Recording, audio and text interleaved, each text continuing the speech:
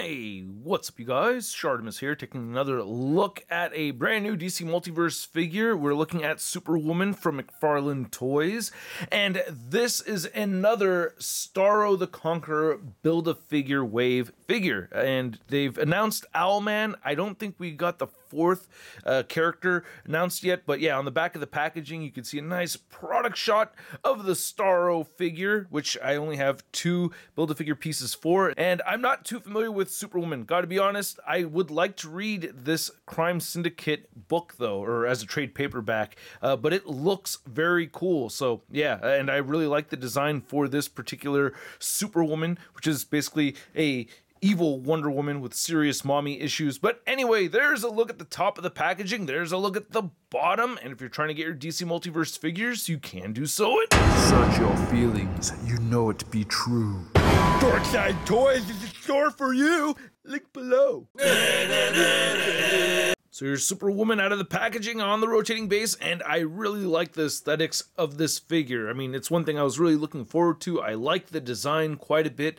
There are some things I will complain about, especially with the articulation, and the lack of accessories. That's a big gripe. So let's get a look at what actually came with the figure, then we'll take a closer look at Superwoman. So aside from the Starro Build-A-Figure piece, you get the little Starro right over there, and then you get your trading card and your DC Multiverse stand, which we're used to seeing, and the card right here looks pretty good. I accidentally poked a little hole right through there. It's my fault. There's a little hole in the card right there. A little bit of a bummer. And nice shot. Not the craziest or anything. But anyway, on the back, it's a pretty lengthy read-up. If you want to read it, go ahead and pause it right now. Then here's the little Starro, which looks great. I really like how these came out. They're unique to each other. So you get one that came with the Ultraman, and that one is not the exact same as this. You get the translucent plastic right here. I really like the paint detail on it too. That looks really good. You can see we get some black over the purple, and these are soft and rubbery. So as opposed to, I guess, our more traditional Starro, I always thought that it was over the face. You know what I mean? Like the mind control and stuff was over the face. But with the way these look, and from images that I saw online, it looks like it's more of a torso grab with this particular version of Starro. And if you want, to get the Starro on the Ultraman, you could do that. Doesn't look too bad. I don't know if she actually gets grabbed by a Starro in the book, but there you go. If you want to see the Superwoman or Wonder Woman from a different universe, there you go.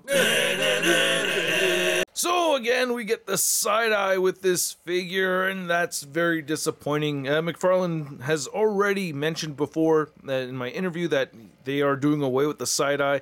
I really like the blue paint mixed in with the black hair. That looks really good. It's kind of subtle, and that's what makes me so happy about it. Don't like the little black splotch right there. That bothers me. But other than the side eye, I do like the way the face was sculpted. I like the texturing on the wardrobe. The flesh tone looks really impressive throughout on the figure. I really love the subtle shading that you can see right there on the back and different parts of the figure. It just looks really, really good. And you get this nice leathery kind of detail right here with her wardrobe, looking really nice and natural. Then the legs have that nice shadowing effect too that I really like. I'm not a big fan of seeing the pins right there. And then you can see that you get not the shiniest metallic silver right over here, but I still like how it looks right there for the wristbands. I like the wraps right here. They look very clean, so that's dope that the line work came out very smooth right over here. Unfortunately, the feet look a little bit weird to me. Just the way they're sculpted, it looks like the very long stretchy toes. And then you can see that we do get the peg holes at the bottom of the feet right over here. And then I did want to make the point that when you bend the knees, like this does look very odd. So those joints will look really weird when you bend them. I also had a little bit of the plastic strip right over here off the side. This is a very pliable material, so you can move things around. So it's like you can move it around, but you don't want to move it around too much, or else this is going to come off on you, and you don't want that to happen. So there's definitely disappointments with the articulation here. The head will not move up more than that, and that's frustrating me. You can get the head to look down just a little bit. You get side-to-side motion and a little bit of head pivoting. The butterfly joints move forward and back and shift up and down just a little. Shoulders will move all the way outward and all the way in. Rotate a full 360. Bicep swivel, which is molded to match the shoulder a little better, which causes a bit of friction when you turn that bicep swivel, and it will look weird in certain angles, but I am glad that it is there. We get the female double jointed elbows. While not pinless, still happy that they're there. You get the wrist swivel and it hinges horizontally or vertically depending on how you have it configured.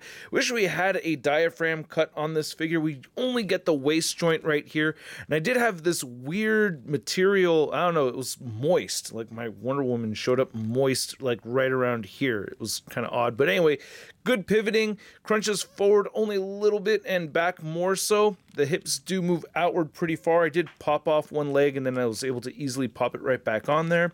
It happened from actually moving legs forward, and you can move them forward very well, which is great. So I think that works out really well. It does get a little bit, you know, crotch pity over there if you move them outward. No upper thigh cut. I wish we had an upper thigh cut still. Double jointed knees right there. You also get the ankles that move down. They move up. You could rotate the ankle side to side. Again, this is sculpted to contour the actual aesthetic of the leg a lot better. And you do get beautiful ankle pivot right here, as well as toe articulation. Which, by the way, these toe joints have black pins instead of flesh-colored pins. That bothers me, but not that much really, because the toenails aren't even painted. Which I know me and X-Man 87 are like the only two that care, but still would have been nice to have the painted toenails. Now to measure out this Wonder Woman or Superwoman figure, you could see that she is standing just a little over 7 inches tall. And then for McFarlane Toys DC Multiverse Wonder Woman comic figure comparison, you can see we have our Death Metal Wonder Woman right there. We have our Last Night on Earth and our Endless Winter Wonder Woman. We still need a classic Wonder Woman McFarlane Toys. Come on, where's a classic Wonder Woman? And here's Superwoman. Next to the only other figure from this Starro the Conqueror wave that I've already reviewed, we have Ultraman. And I do like the size difference between these two, or the height difference anyway. Then here's the Superwoman figure. Next to your average 600 scale figure, we have the Marvel Legends Big Time Letdown Spider-Man. Yeah, look at me, wearing all green. Yeah, finally got the right color for once, huh? Ah! So I hope you guys enjoyed this video. If you did, show some love to the channel by hitting that like button. And if you're new here, don't forget to hit the subscribe button as well as the notification bell. And a big thank you to all the supporters of this content. If you want to join, hit that join button down below. And the figure right here has a very cool aesthetic look. I knew that before getting the figure and getting it in hand. I gotta say, I still really like that part of it. So that part never really came into question.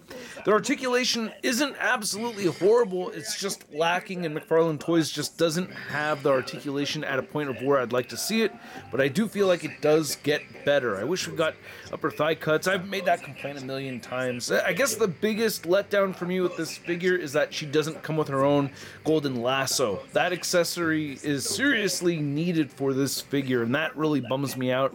Having interchangeable hands would be nice too, and I don't know why she has a trigger finger sticking out on the right side, but yeah. I have my gripes with the figure, but I still like it, and I think the design is very cool. I like that it has this kind of evil businesswoman superhero kind of look to her. I don't know, I think it looks awesome, and I'm happy to add her to the collection. And at the price point of around 25 bucks, I'm gonna give this Crime Syndicate Superwoman figure a Sud rating of... It's not too bad. And I'd like to know what you guys think, so please let me know in the comments section below. If you want to see the latest in action figure news, you can find it all over at toynewseye.com. And if you want to stay in touch with me on social media, you can find me on Instagram, Twitter, Twitch, TikTok, and on Whatnot, where I have my action figure auctions on Thursday nights at 6 p.m. And I will catch you guys later. Peace! That's crispy.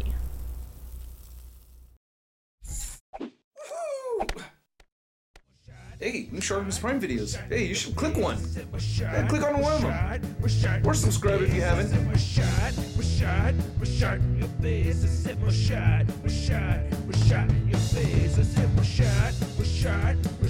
Your face.